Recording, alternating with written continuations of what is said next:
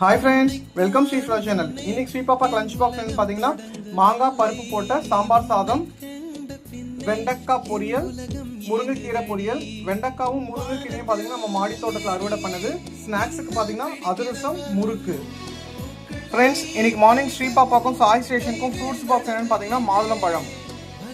பேசுவதில்லை, அடபக்தியும் குறைவதும் இல்லை, காதலி பேசவும் இல்லை, என் காதல் குறைவதும் இல்லை.